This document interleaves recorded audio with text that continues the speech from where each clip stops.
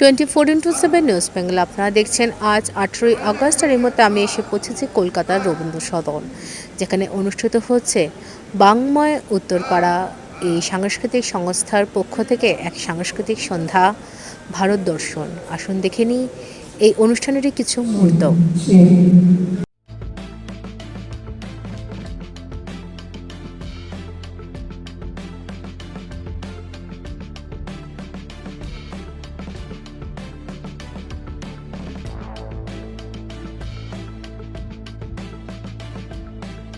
বাংলা ভাষা ও বাংলা সংস্কৃতির বিকাশে এগিয়ে চলা সাংস্কৃতিক সংস্থা বাংময় উত্তরপাড়ার আয়োজনে ও এর কর্ণধার সাহিত্যপ্রেমী ধীমান ভট্টাচার্যের উদ্যোগে ও ভাবনায় কলকাতার রবীন্দ্র সদনে অনুষ্ঠিত হলো এক অনবদ্য সাংস্কৃতিক সন্ধ্যা ভারত দর্শন।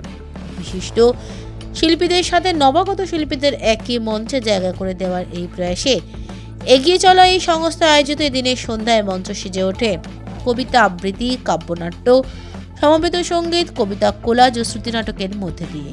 উক্ত অনুষ্ঠানে এদিন বিশিষ্ট ব্যক্তিত্বদের মধ্যে উপস্থিত ছিলেন কবি ও সাহিত্যিক বিনায়ক বন্দ্যোপাধ্যায়, কবি অজয় কুমার বসু, তালবাদ্য শিল্পী ও সুরকার মল্লার ঘোষ, বাচিক শিল্পী মল্লিকা ঘোষ, নাট্যকার সৌমিত্র মিত্র, শিব শঙ্কর বসু, সুভাষিস ঘোষ ঠাকুর সহ অন্যান্য শিল্পীবৃন্দরা।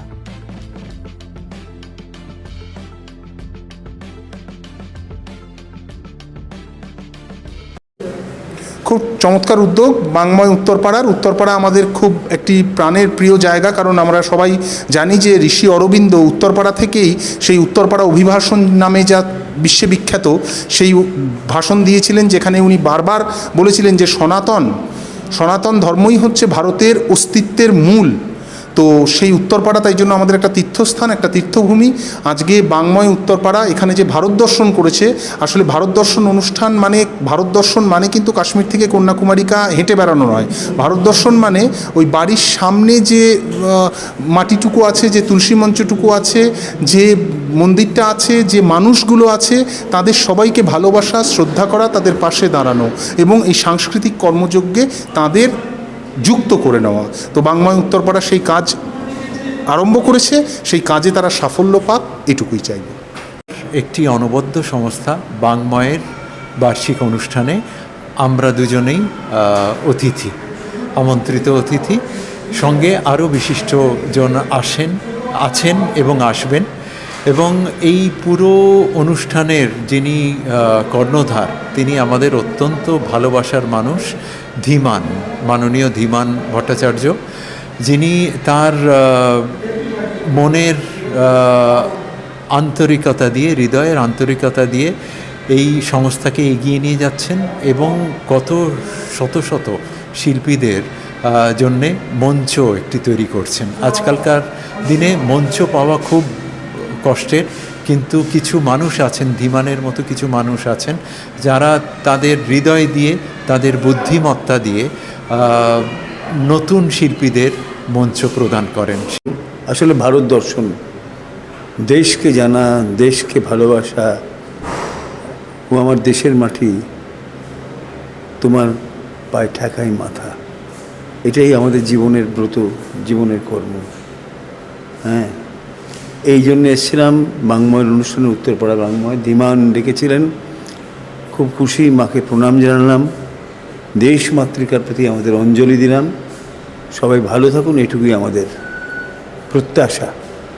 ভারত দর্শন, এটাও বাংময় উত্তরপাড়ার ধীমানদা খুব ভালো ডিসিশন নিয়েছেন এবং সিলেকশনটা খুব ভালো। ভারত দর্শন এবং ভারত দর্শনের মাধ্যমে আমাদের সাহিত্য সংস্কৃতির যে ধারা, সেটা বিভিন্নভাবে বিভিন্ন রূপে প্রচারিত হয়েছে এবং আমাদের এখানে বিশিষ্টজনেরা উপস্থিত ছিলেন। তাদের মাঝখানে আজকে আমি এখানে উপস্থিত এবং আমার খুব ভালো লেগেছে।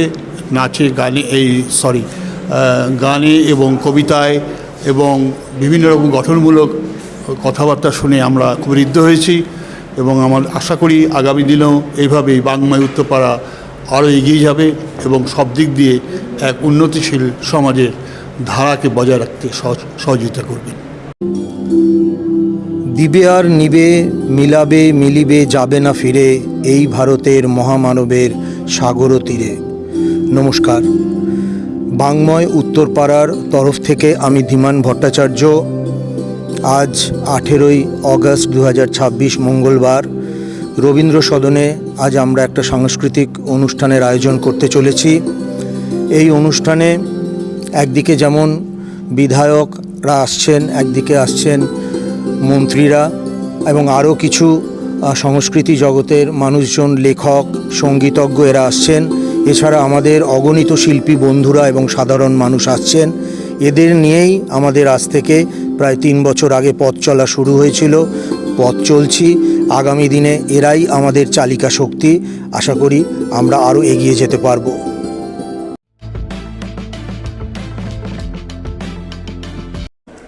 24x7 নিউজ বেঙ্গলের সঙ্গে থাকুন, সাথে থাকুন, দেখতে থাকুন। সব খবরের জন্য চোখ রাখুন আমাদের চ্যানেলে।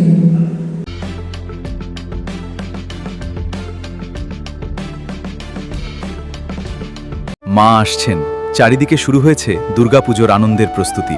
নতুন পোশাক, উৎসবের আনন্দ আর পরিবারের হাসিতে ভরে উঠবে অসংখ্য ঘর। কিন্তু আমাদের সমাজের অনেক অসহায় শিশু এবং বৃদ্ধ বাবা মায়ের কাছে এই আনন্দ এখনও অধরা। তাদের মুখেও ফুটতে পারে পুজোর হাসি আপনার সামান্য সহযোগিতায়। এই শারদোৎসবে মাতৃশক্তি সম্মান উদ্যোগ নিয়েছে অসহায় শিশু ও বৃদ্ধ বাবা মায়েদের হাতে নতুন পোশাক তুলে দেওয়ার। আপনিও আপনার সামান্য অংশ বাঁচিয়ে একটি শিশু অথবা একজন বৃদ্ধ বাবা মায়ের নতুন জামার দায়িত্ব নিন। আপনার ছোট্ট সহযোগিতাই কারো জীবনের সবচেয়ে আনন্দের পুজো উপহার হয়ে উঠতে পারে। আসুন সবাই মিলে ভাগ করে নিই পুজোর খুশি। বাড়িয়ে দিন সাহায্যের হাত।